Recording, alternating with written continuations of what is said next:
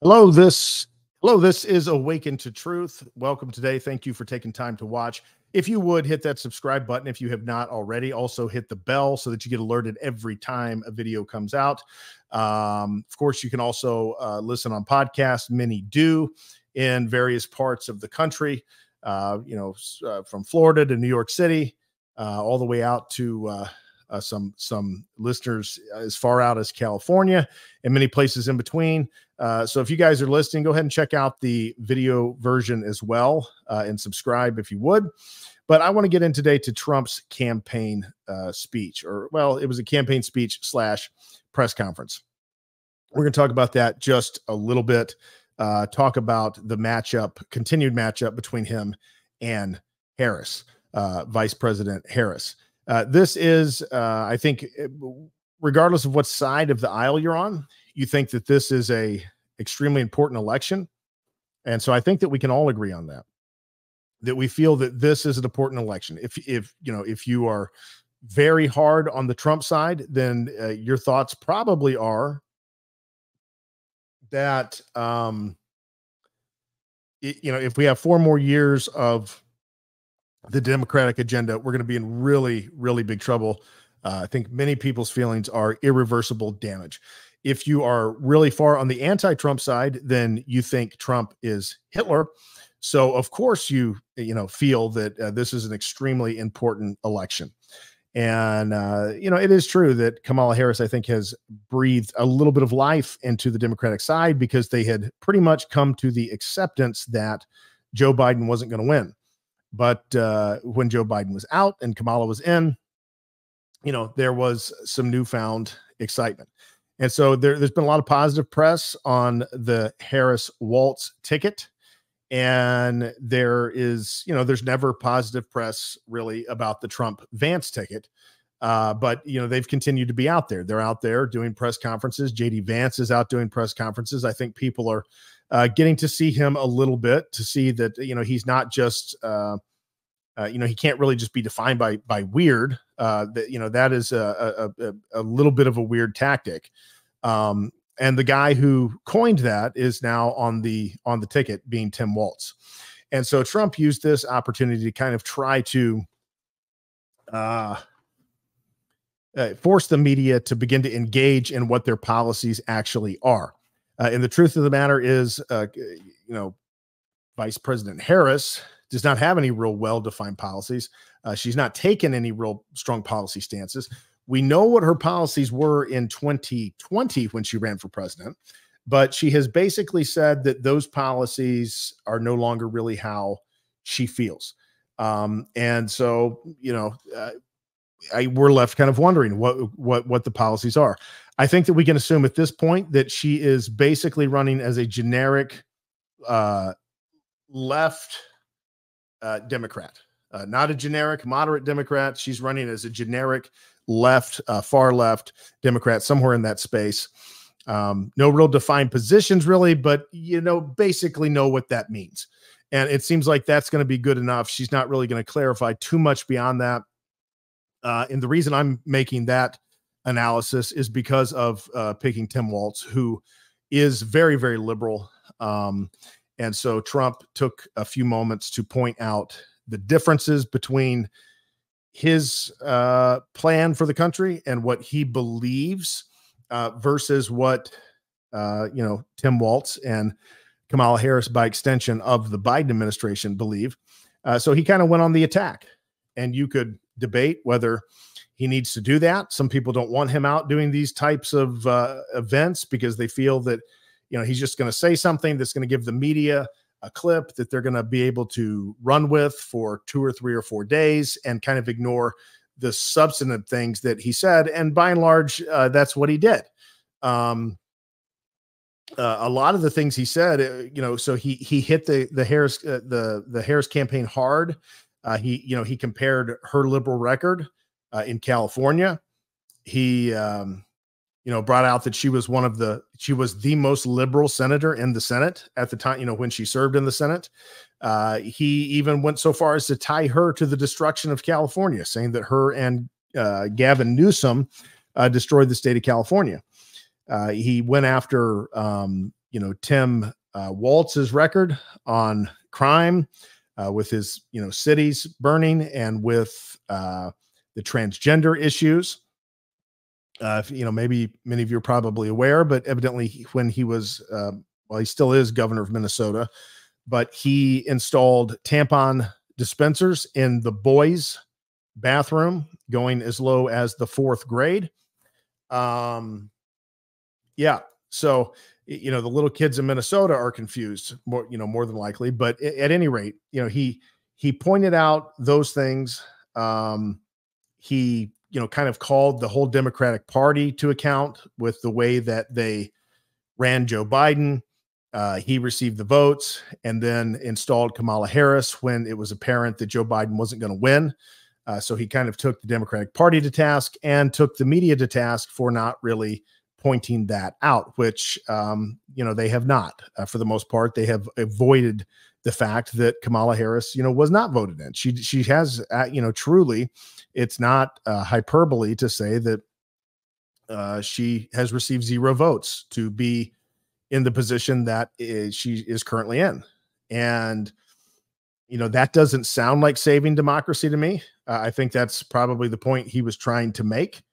He attacked her on the border and the job she did on the border. He attacked the media for covering up the fact that she was assigned a position on the border. And, I don't know who came up with the name czar, border czar, but I do know that the media was repeating that back in 2021 when Joe Biden gave that press conference and said that she was basically his hands and feet on the border. And her job was, along with Mayorkas, was, I quote, to stem the tide or the flow of illegal migration across the border. So was she the border czar? I don't know. Maybe the media came up with that name. Certainly they were calling her that back a few years ago, but then they forgot it and said that she's not the border czar. She never was.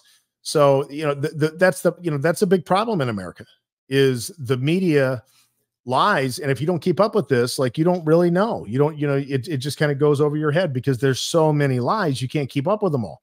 And they just assume that the majority of people aren't going to go back and see that in 2021 that they were the ones saying she was the border czar. She was the border czar. She was the border czar.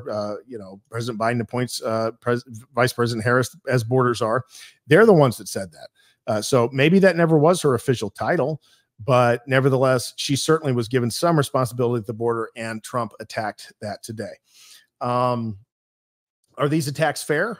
Well, we're going to get to that in a minute, but before that, let's get to where Trump got off on a little bit of a bad rabbit trail that I think was unproductive and probably going to end up being looped, for the next few days or whatever. And all of the stuff that he said, which, a lot of it had merit to it, is going to get ignored.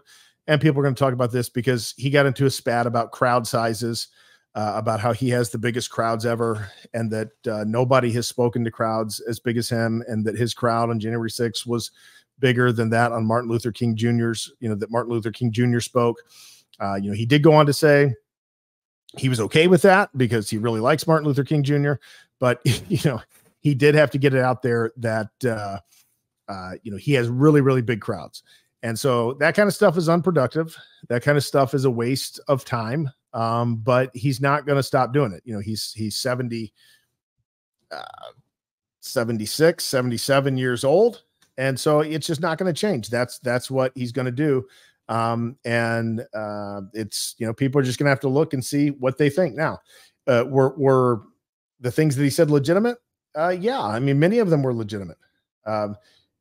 This is a very clear race. The lines are brightly drawn. There's bold contrast. This isn't something where it's unclear whether there's a major difference between the candidates.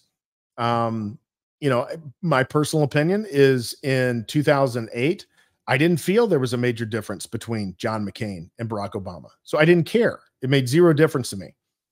In fact, I've even said I liked some of the things Obama said, but I just didn't necessarily have a great deal of trust that he was going to follow through with them. He came across as kind of a moderate. You know, he said some things that I agreed with, that he was going to hold the government accountable, and the Bush and the Cheney administration that, you know, got the Patriot Act pushed in to spy on people. And, you know, so, but he didn't do any of that. He said it, but he didn't do it. So, you know, and that's kind of what I was worried about. I did, you know, so I didn't see a difference really between the two of them. In 2012, I didn't see much difference between Obama and Romney. I think my instincts have proved to be correct, because you see, you know, many years later, Obama and Romney are, you know, they're very much one and the same. They're very similar on all the important things. They may give you some head fakes on abortion, or they may give you some head fakes on a few social issues, but you get down to the bottom of it and they're the same. But this election is a generic Democrat who's, and I'm calling her that because she's not defining really what her stances is. This is generic far left Democrat and a proven far left governor. So this is a far left ticket versus Trump's more populist America First ticket. And there's major, major differences, and America's got to decide what they think about it. You know, Trump is his own worst enemy. He gets in his way with many of the things he says. It invalidates, it doesn't invalidate it, but it coverage wise, the media doesn't have to cover all of the other things he said when he says, you know, things like he got more people at his, you know, speech than Martin Luther King Jr. That doesn't matter. That's not important. I mean, he could have just said I had 1 million people there. If he really had to talk about, you know, how big the crowd was, he could have just said he had 1 million people there, and the media wanted to claim there was 25,000, but there was really probably close to 1 million. I don't know. I don't know how many were there. There was a lot of people there. You know, there's definitely probably several 100,000 people there that day, but what does that matter? It doesn't matter at this point. But I understand that it can probably get frustrating when all of the coverage of you is negative, and when the vast majority of anything that's said about you over the press is negative, and you don't feel like you get any credit for the good things that you have done. You know, then you can kind of want to try and tout that, but it's not helpful to him. Whether I can understand it or not, it's not something that's helpful, but it's something that he is going to continue to do. And the Democrats are going to continue to run these kind of phantom campaigns the way that they did with Joe Biden, where they kept him out of the spotlight. They kept him kind of put away, and you know, they just made sure that he wasn't out there too much. Well, they're doing the same thing with Kamala Harris. She's either on a teleprompter, or she is, you know, not to be found. And so he attacked that as well. He said that anybody who's running for president should be out doing press conferences. And I don't disagree with that. I don't think that any fair-minded person could disagree with that. Whether you like Trump's stances or whether you don't like his stances, I don't know how you could not appreciate that he's out there continually telling everyone what it is that he believes. He's trying in the best way that he can to communicate what his opponents believe. He doesn't always do it in the smoothest, most articulate way, but he kind of gets the general point across. And so this to me was like a stump speech. This was like an old-fashioned stump where he was just going to kind of hold court and, you know, let it all revolve around what it was that he wanted to talk about and the contrast that he wanted to make between him and Vance and Harris and Waltz. And the contrast is clear. And I think that, you know, I don't think that this vice presidential pick was a particularly helpful pick. I think it was a risky pick that absolutely could backfire. Many people said that about J.D. Vance, and I did not disagree with that. I thought that Vance was a little bit of a risky pick as well, just because he was easier to attack. There's other people you could have taken, whether it was Byron Donaldson, whether it was Tim Scott, and you know, whether it was Nikki Haley, whether it was Vivek Ramaswamy, whether it was Tulsi Gabbard.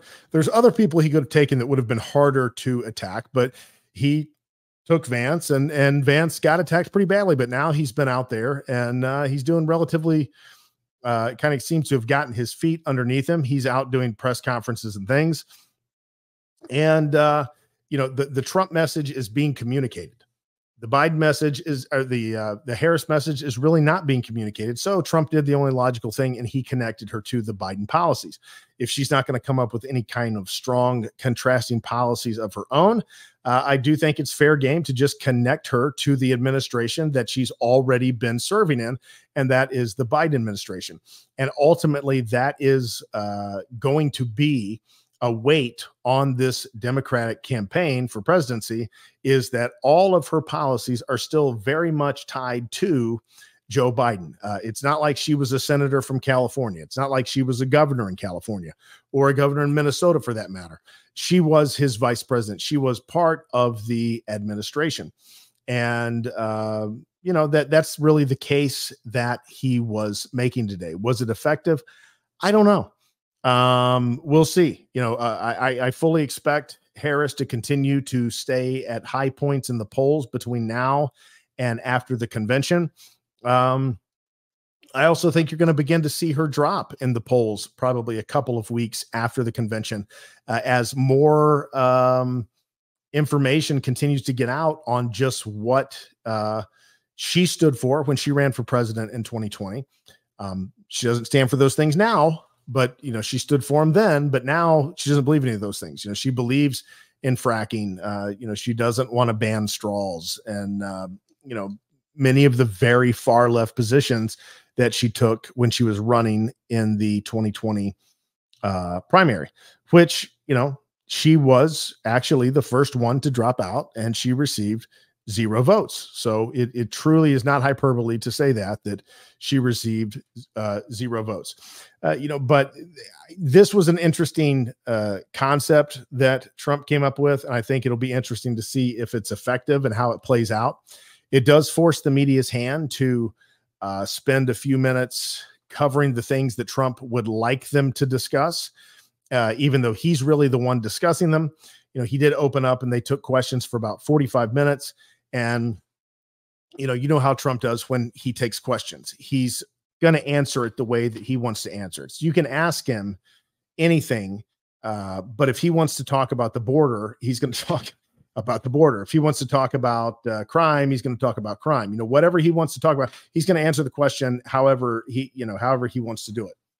And he was a little bit irritable with some of the media, but he wasn't irritable with others. And there were some times that he showed some restraint. You know, he asked about, you know, going to jail and about, you know, going after your political opponents. And he specifically said that he thought that was awful and that he didn't want to talk about that, and that was divisive, and that he had the opportunity to try and prosecute a opponent. Now, we don't know if he would have won. We don't know if there would have been any evidence to convict Hillary Clinton. But with the power of the presidency and the Justice Department, he certainly could have, had he have wanted to, gone after her the way that the Justice Department under Biden has gone after him. But he made the statement that he did not want to do that it was a horrible idea, thinking of putting the wife of a former president in jail. And he immediately, began to quiet that call to lock her up. And that is true. It is also true he fanned it a little bit throughout the campaign. He fanned that flame. He got those chants going. But when it came down to it, his record is he didn't do anything about it. He did not go after his opponent. And so he was basically saying that's how he would do it this time around. He would not go after his opponent. He would simply try and fix the country. Now, some people might say, well, I don't believe that. I don't trust anything he says. That's fine. Totally entitled to that right. You may not trust anything any politician says, but all you can really go by is what have they said. And when you compare the two, you go by Trump. What did he say he was going to do when he ran in 2016? He did a lot of it. He didn't do all of it. He did a lot of it. He did, he didn't build a wall completely. And there's obviously other things that he didn't get done, but he did a pretty good amount of the things that he had set forth to do. He did them. Kamala Harris, we don't know what she would do because, again, she's not for those things that she used to be for in 2020. And there's been no clarifying statement or position as to what exactly she is for now. And I think that, because they're leaving that vague, because they're leaving that kind of generic, they're wanting the media to just push a personality and a kind of a vibes campaign. Oh, this campaign feels good. This feels better than Trump. So, vote there. And I think this is his way of combating that. And when the entire mainstream media apparatus is stacked against you, I don't fault him for coming up with creative ways to try and get his messaging out there and talk about the things that he wants to talk about. But as we close up here today, I will briefly go over how the polling has been. Then that will conclude this particular episode. Kamala Harris has taken a lead in the Real Clear Politics average nationwide. It is it's blended of many different polls. In my opinion, some of the best polling out there. I think the Real Clear Politics average is probably the most accurate way to look at it. And as of this week, he was losing ever so slightly in the popular vote nationwide by about 1% to Harris, and was winning most of the key swing states in the Real Clear Politics average, was winning Arizona, was winning Nevada, was winning North Carolina, was winning Georgia barely by about a point, a little less than a point. The average was winning Wisconsin by a little less than a point by the average, was losing Michigan by a couple of points, 2.5 points or so, and was winning Pennsylvania by about 2.5 points or so. So the polling is very tight right now. Trump is still electorally winning if you go by the Real Clear Politics average. Who knows? It may tilt slightly in Harris's favor after the convention if she gets the traditional convention bump. But we all know that the convention bump is typically not permanent.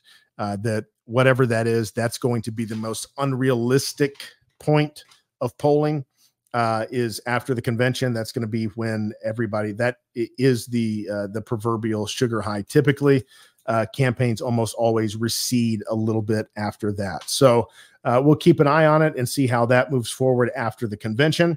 I'm going to cover the convention, the Democrat convention, some on here. I know most of the people that listen to this are likely center right, but I think it's good to see what the other side's saying. I think it's good to try and put the dots together of what is their plan of attack versus what is the plan of attack for Trump and the Republicans, and to just kind of map that out and stay informed with what is going on. And that would be my biggest message to you today, is stay informed. Don't just stay informed by what one news station tells you. Stay informed on your own. Watch some of these interviews. If you're voting, don't watch 3-minute clips of Kamala Harris and 3-minute clips of Donald Trump. Go and watch substantial clips. Go and look and see what their record actually is. Your vote is meaningful. It's the direction of your country. So is it not worth a little bit of investigation? The media relies on what they call low information voters that don't get much information other than the information that they're fed. So that's my message to you today. Keep democracy alive in America. Check out your candidate, know them thoroughly, know their positions, and then pick the one that does the best, that lines up the best with your thought processes, your convictions, and your desires for the country.